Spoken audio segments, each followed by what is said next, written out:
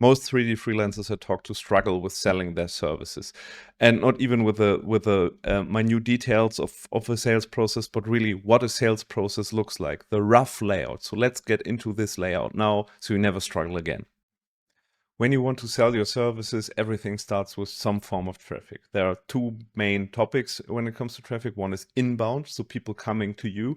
This is mainly done through the stuff most of you may have tried, posting your stuff online and then getting no responses because inbound is hard. Another way of inbound is running ads, which is very expensive. So those are the big ways of doing inbound traffic. The other way is outbound, reaching out directly. This gives you more control. It's cheaper because you don't need to run ads. This can be cold email, cold calling, going to conventions, ringing the doorbell of the company next door, whatever. This is outbound. So you actively go to them, which is a form of traffic, so to speak. So inbound or outbound traffic. This traffic then needs to see an offer from you. So they need to understand why they should work with you. You need to have an offer prepared that is relevant to them. So traffic, relevant offer that sparks their curiosity. And from that, you book a call with them or a meeting. So traffic gets presented the offer. So what do you offer them? Why should they talk to you? And then we talk to them in some form of meeting, either a video call or a personal meeting if it's a local business. There you, of course, convince them that they should work with you.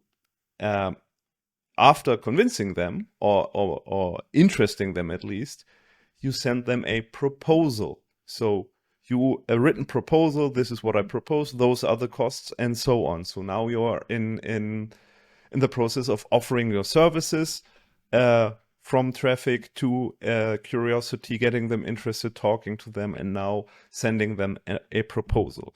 If everything's fine with that proposal, you have a deal. There might be a call or a second meeting in between to go over the details of that proposal. But in general, the way is from proposal, then to deal. So we have a signed deal, signed contract.